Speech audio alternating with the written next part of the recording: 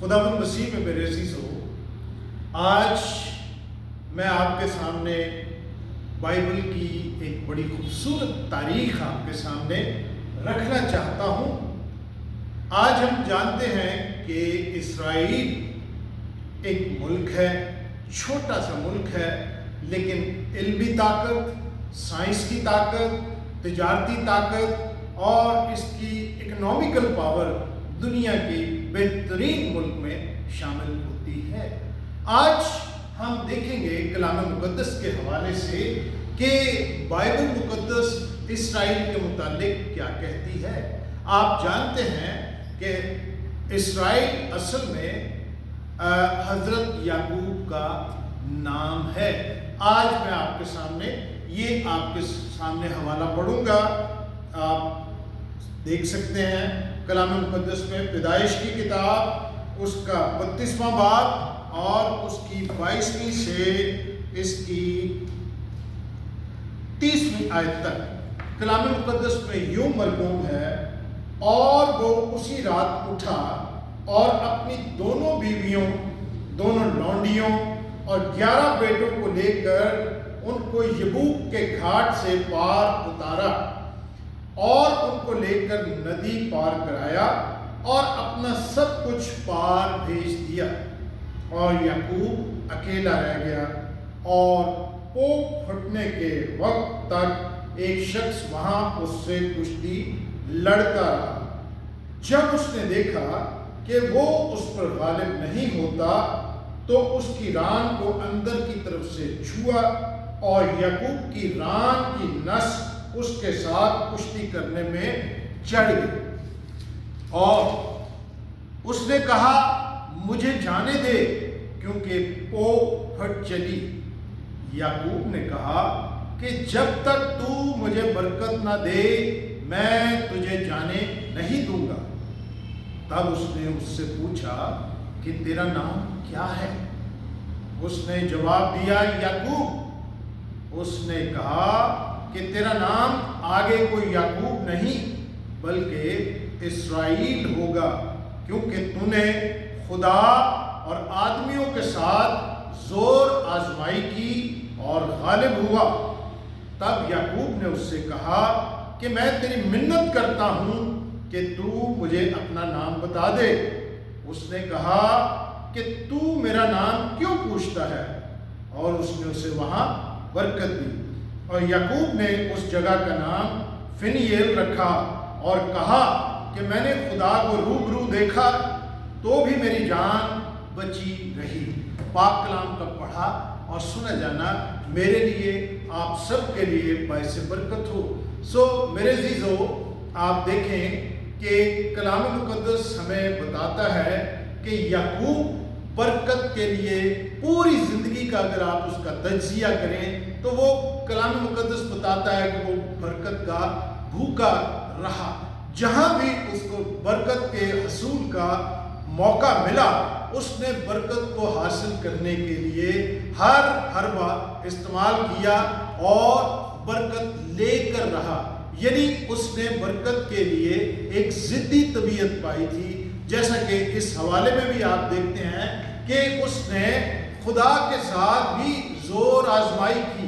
लेकिन याद रखिएगा कि खुदा को तो कोई शिकस्त नहीं दे सकता, और लेकिन खुदावंद आप जानते हैं कि मोहब्बत और शफकत वाला बाप है। जिस तरह एक बाप अपने छोटे बच्चे के साथ प्यार से कुश्ती या रेसलिंग करता है, तो इसका हरगिज़ मतलब ये नहीं कि बच्चा उसको कुश्ती में पिछाड़ देता है, बल्कि बाप की मोहब्बत और शफकत होती है कि वो अपने बच्चे के सामने थोड़ा सा सरनगू होता है, उसके साथ मोहब्बत और शफकत में कहता है कि मैं गिर गया, मुझे अब छोड़ दो।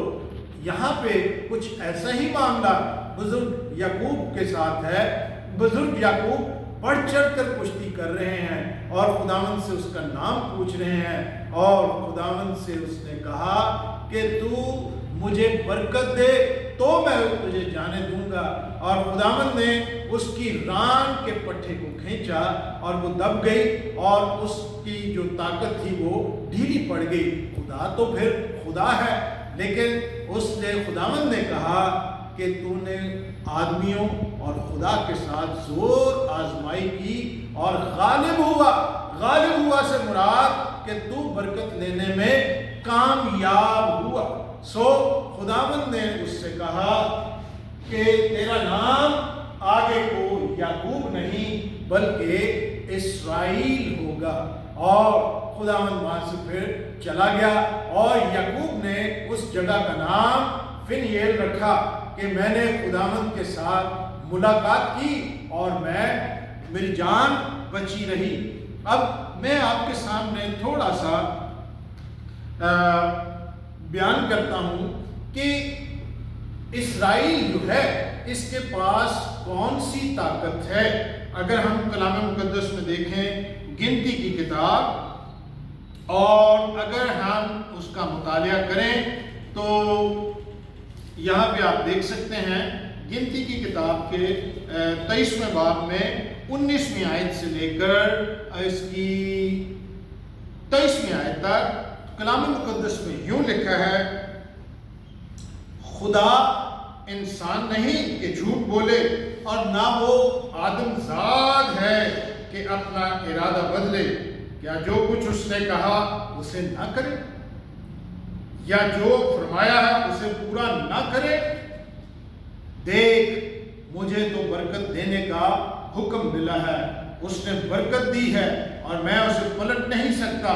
وہ یعقوب میں بدی نہیں پاتا اور نہ اسرائیل میں کوئی خرابی دیکھتا ہے۔ خداوند اس کا خدا اس کے ساتھ ہے اور بادشاہ کی سی للکار ان لوگوں کے بیچ میں ہے۔ خدا ان کو مصر سے نکال کر لیے آ رہا ہے، ان میں جنگلی سانڈ کی سی طاقت ہے۔ یعنی یہاں دیکھیں کلام مقدس بتاتا ہے کہ اسرائیل میں جنگلی سانڈ کی سی طاقت ہے، اور آگے لکھا ہے یعقوب پر کوئی افسون نہیں چلتا اور نہ اسرائیل کے خلاف فعال کوئی چیز ہے، بلکہ یعقوب اور اسرائیل کے حق میں اب یہ کہا جائے گا کہ خدا نے کیسے کیسے کام کیے۔ سو میں آپ کی توجہ اس بات کی طرف مبذول کرانا چاہتا ہوں کہ اسرائیل میں جنگلی سانڈ کی سی طاقت ہے۔ اگر آپ اس لفظ جنگلی سانڈ پر غور کریں تو کلام مقدس جنگلی سانڈ کو ایک بڑا طاقتور جانور قرار دیتا ہے، اور اگر ہم انگریزی کی ڈکشنری میں دیکھیں، گوگل پہ بھی دیکھیں تو جنگلی سانڈ کو وائلڈ آکس کہا گیا ہے۔ میں پھر سے بتاتا ہوں، وائلڈ آکس۔ اور وائلڈ آکس کی خوبی یہ ہوتی ہے کہ اس میں اطمینان ہوتا ہے لیکن یہ ضدی بھی بہت ہوتا ہے، اور اس کی تیسری بات یہ ہے کہ جب اس کو ناجائز طور پہ چھیڑا جاتا ہے تو پھر جنگلی سانڈ جو ہوتا ہے وہ بڑا پرتشدد ہو جاتا ہے۔ آج ہم دیکھیں کہ اسرائیل جو ہے دنیا کے پرامن ممالک میں ایک ہے، لیکن وہاں پہ علم کی ترقی، سائنس کی ترقی اپنے زوروں پر ہے، اپنی پیک پر ہے، اپنی چوٹی پر ہے۔ کیوں؟ اس لیے کہ خدا نے اسرائیل کو برکت دی ہوئی ہے، اور اسرائیل کی برکت کوئی بھی اس سے نہیں چھین سکتا۔ اور کلام مقدس میں لکھا ہے جو اسرائیل پر برکت بھیجے گا اس کو برکت ملے گی، لیکن اس کے برعکس اگر کوئی اس پر لعنت کرے گا تو لعنت گھوم کر اس کے اوپر ہی آ ٹھہرے گی جس نے لعنت بھیجی۔ سو میں آپ سب کو خدا یسوع مسیح کے نام میں بلیس کرتا ہوں۔ آج کا کلام میری دعا ہے کہ آپ سب کے لیے بڑا باعث برکت ہو۔ آمین۔